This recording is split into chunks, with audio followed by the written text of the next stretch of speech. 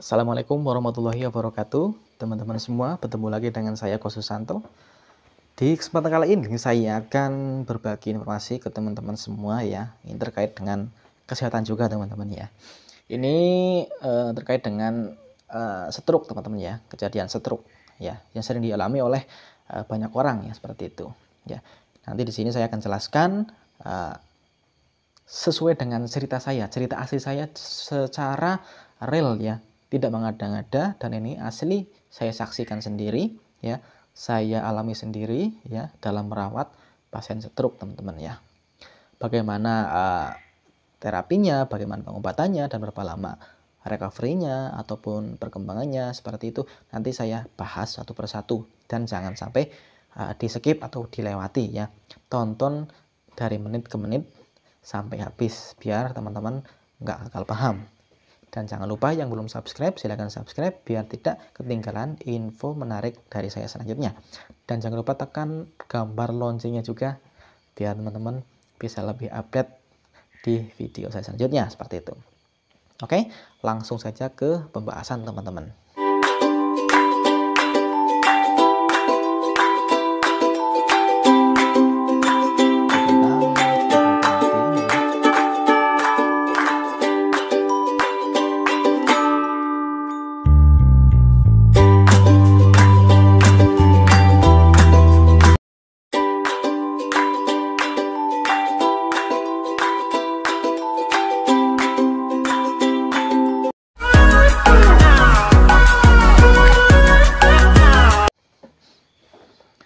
Oke, baik. Seperti yang sudah saya katakan tadi, saya akan bercerita ya, sesuai dengan pengalaman saya dalam merawat pasien stroke ya. Itu kejadian sudah 1 tahunan lebih lah, 1 tahunan kira-kira ya. Saya menyaksikan sendiri ya, pasien dengan stroke itu ya, stroke dengan hemoragik teman-teman ya, dengan perdarahan di otaknya ya. Recovery-nya atau perkembangannya ya, beliau bisa jalan itu dalam waktu 6 bulan. Dalam waktu 6 bulan bisa berjalan ya, walaupun masih menggunakan krek atau alat bantu tongkat seperti itu teman-teman ya. Dan saya menyaksikan sendiri bagaimana prosesnya ya, dari awal saya merawat ya sampai beliau bisa jalan, saya saksikan sendiri ya, tidak mengada-ngada dan tidak ini direkayasa lah. Ini benar-benar video real ya, tidak ada tambahan sedikit pun lah seperti itu teman-teman ya. Oke, kita saya mulai. Saya awal mula ke sana ya, pasien itu beliau masih hanya berbaring lah ya, belum bisa miring kanan, belum bisa miring kiri ya, miring pun harus dibantu ya karena lemah anggota gerak sebelah kanan ya, kalau nggak salah kanan dulu ya, kanan terus sebelah kanan sajalah ya. Untuk otot bagian wajah juga sebelah kanan agak kaku, terus tangan kanan kaku, kaki kiri kaku ya. Jadi keseimbangannya berkurang ya. Hanya organ gerak kiri yang masih bisa berfungsi selayaknya ya, ataupun masih normal seperti itu.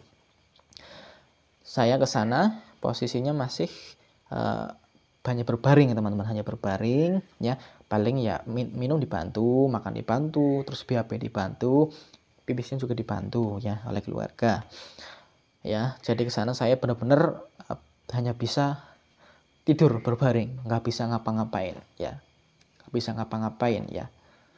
Pokoknya saya lihat juga kasihan ya, hanya bisa berbaring aja, nggak bisa apa-apa ya. Dan sebelumnya katanya keluarga ya, sebelumnya beliau memiliki tekanan darah yang tinggi yang tidak terkontrol teman-teman ya. Jadi bahaya sekali kalau tidak terkontrol ya. Beliau mempunyai, kalau nggak salah tadi dulu tekanan darahnya bisa sampai 200-an, 200 mmHg ya.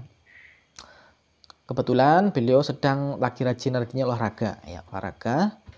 Terus mungkin kebablasan, terlalu capek ya, berlebihan ya, sehingga tanpa disadari setelah beliau bangun tidur ternyata mengalami pecah pembuluh darah di otak sehingga menyebabkan beliau itu koma ya. Kalau nggak salah dulu sekitar 1 mingguan, kurang lebih 1 mingguan beliau koma di rumah sakit, dan keluarga mengira tidak akan selamat. Karena apa? Sudah lama nggak sadar sekitar 1 mingguan, belum sadar, keluarga agak pasrah ya. Terus ditawari oleh dokter, ada 2 opsi teman-teman ya. Pertama, dokter dia menyarankan untuk dilakukan operasi ya di kepalanya untuk membuang bekuan-bekuan darahnya yang mengganggu saraf di otaknya seperti itu. Opsi kedua, tidak dilakukan operasi, hanya dilakukan terapi ataupun dengan obat-obatan saja. Dan keluarga memilih untuk tidak melakukan operasi ya seperti itu. Dan untuk dilakukan terapi dan memberikan obat-obatan saja seperti itu teman-teman ya. Selang beberapa minggu ya sudah sadar ya, dan beliau dibawa pulang dalam kondisi masih lemah anggota sebelah kanan teman-teman seperti itu. Semua aktivitas dan latihan dibantu ya. Saya juga ikut membantu dulu, dibantu keluarga ya, miring kanan miring kiri dibantu seperti itu. Dan beliau tidak tidak semata-mata hanya minum obat saja, tapi melakukan sebuah terapi penunjang lainnya. Seperti yang pertama adalah akupuntur ya.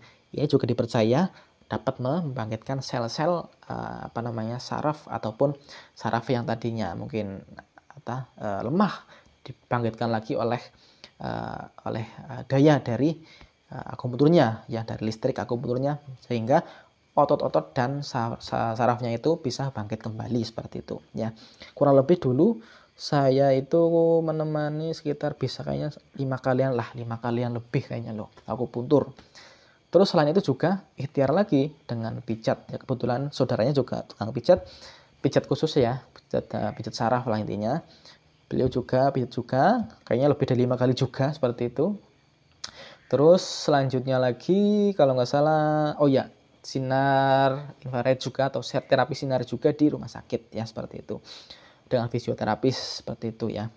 Itu dilakukan dengan benar-benar teratur dan beliau tidak pantang menyerah. Beliau semangat yang tinggi, punya keinginan untuk sembuh yang tinggi, sehingga apa yang dia lakukan, apa yang dia usahakan berhasil seperti itu teman-teman ya. Dengan terapi tadi, penunjang tadi, ditambah dengan obat-obatan, dengan latihan-latihan setiap hari, saya bantu latih setiap hari, alhamdulillah dalam waktu tadinya 1 bulan sudah bisa duduk sendiri ya. Awalnya dibantu, terus saya coba berdiri sendiri bisa Pak, akhirnya bisa duduk sendiri ya. Terus berlangsur-angsur berbulan-bulan, 2 bulan kemudian, 3 bulan kemudian, saya latih berdiri dulu, duduk dulu di tempat tidur, uncang-uncang kakinya, uncang-uncang, latih dulu seperti itu. Terus bertahap lagi, nanti saya latih berdiri dulu, ya, saya papah dulu berdiri, coba latihannya kayak ngesok teman-teman ya, kayak ngesok loh, kakinya latihan naik turun, itu sehari bisa sampai 3 kali, yang penting jangan sampai capek lah seperti itu. 3 kali ataupun 2 kali dalam sehari latihan kakinya naik turun sambil berdiri, sehingga melatih otot-otot yang tadinya lemah sehingga bisa kembali normal ya. Perlu teman-teman sadari bahwa stroke itu jangan dibiasakan untuk menunggu sembuh, jangan, tapi biasakan untuk selalu latihan setiap hari, karena otot yang tidak diaktifkan atau tidak dipakai akan mengecil teman. Namanya adalah atrofi atau pengecilan ya. Kalau misalnya ada anggota tubuh yang lemah ataupun tidak berfungsi, ya harus dilatih setiap hari, kalau enggak nanti akan mengecil ya, seperti itu. Beliau semangat sekali setiap hari ya, semangat latihan, terapi, minum obat ya, sehingga terus saya kasih motivasi terus ya. Intinya Bapak harus lawan ini penyakit, Bapak harus lawan ini sakit ya, Bapak nggak boleh kalah, intinya seperti itu. Harus benar-benar semangat ya, semangat untuk sembuh. Bapak anaknya masih kecil-kecil loh, anaknya 4, masih kecil semua, butuh Bapak semua ya. Kalau Bapak nggak sembuh nanti gimana anak-anaknya, seperti itu ya. Sehingga Bapak itu benar-benar semangat dalam latihannya seperti itu. Kemanapun beliau ada informasi mengenai terapi ataupun penyembuhan apa ya, beliau intinya cari tahu informasinya. Kalau benar-benar itu berkhasiat banget ataupun intinya bermanfaat banget ya, beliau akan lari ke sana ya. tanpa kenal lelah, tanpa kenal yang namanya capek ya. Dia usaha terus, berdoa terus, sholatnya juga alhamdulillah setiap hari nggak pernah namanya bolong-bolong. Sholatnya nggak pernah bolong, doanya pun nggak pernah bolong. Terusan usahanya juga terus-terusan ya. Terus motivasi dalam dirinya juga bagus ya. Intinya semangat untuk sembuh itu sangat luar biasa teman-teman ya. Intinya sangat kuat banget lah. Motivasi dalam dirinya kuat ya. Selalu saya tanamkan bahwa harus semangat ya, harus semangat, harus sembuh ini ya. Coba Bapak latihan bener-bener latihan untuk normal ya, seperti itu. Bapak jangan sampai terbebani dengan ini semua. Ikhlaskan semua, apapun yang Bapak terima saat ini, terima dengan ikhlas, terusan jalani dengan baik ya. Harus semangat terus ya. Karena apa? Karena jika teman-teman di rumah ya yang mungkin nyuwun sewu maaf terkena stroke ya, jangan sampai nama-nama mengeluh ya. Jangan sampai mengeluh ya. Ikhlaskan saja, mungkin itu adalah sebuah ujian ya, ataupun buat mengukur dosa teman-teman semua. Terima dengan ikhlas, dengan taubat dan jalani semua, dan usaha terus untuk kesembuhan Anda seperti itu. Dan tanamkan dalam mindset Anda, dalam pikiran Anda bahwa ini penyakit akan sembuh ya. Apapun penyakitnya pasti ada obatnya. Sudah dijelaskan dalam Al-Qur'an ya, dari agama kita sudah menjelaskan apapun penyakitnya ada obatnya, seperti itu. Tergantung kita mau usaha apa enggak, seperti itu ya. Seperti itu teman-teman ya. Dalam waktu 6 bulan loh. Yang tadinya 1 bulan udah bisa duduk lah ya dari tempat tidur, terus uncang-uncang, latihan berdiri ya sambil olahraga, naik turun kakinya. Terus latihan tretean teman-teman ya, tretean dari tembok ke tembok lainnya, jalan lah ya walaupun berat. Saya intinya jagain dari belakang lah, jangan sampai jatuh seperti itu ya. Merempet lah dari tembok ke tembok seperti itu teman-teman, saya bantu. Terus lama-lama bisa ya, dalam waktu 6 bulan itu. Terus saya latih pakai kerak teman-teman, walaupun masih kayak gimana ya, belum seimbang lah ya, tapi kan udah bisa keluar rumah loh teman-teman, udah bisa keluar rumah pakai kerak, jalan latihan tiap pagi, tek tek tek. Walaupun ya yang kaki kanannya belum bisa maksimal, belum bisa kuat banget, tapi kan usahanya benar-benar luar biasa teman-teman. Dalam waktu 6 bulan luar biasa. Karena apa? Karena keinginan sembuhnya sangat tinggi teman-teman ya. Jadi kunci kesembuhan adalah, yang pertama adalah keyakinan untuk sembuh ya. Semangat untuk sembuh teman-teman ya. Doa, usaha teman-teman ya, keyakinan untuk sembuh itu perlu teman-teman. Harus teman-teman punya semua. Kalau teman-teman ngeluh, hanya mengeluh terus, lah ini penyakit nggak mungkin sembuh, ini pasti ya stroke nggak mungkin sembuh, dan saya pasti sampai mati kayak gini. Jangan sampai berpikiran seperti itu teman-teman. Jangan sampai saya itu menyaksikan sendiri bagaimana perjuangan beliau melawan stroke teman-teman ya.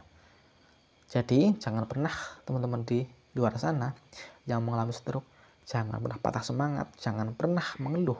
Jalani dengan baik dan latihan terus setiap hari, jangan kendor ya. Jangan kendor, seperti itu teman-teman ya. Dari saya cukup sekian. Semoga bermanfaat. Apa yang saya sampaikan semoga bermanfaat, dan jangan lupa diaplikasikan ya. Terima kasih dan tonton video saya selanjutnya.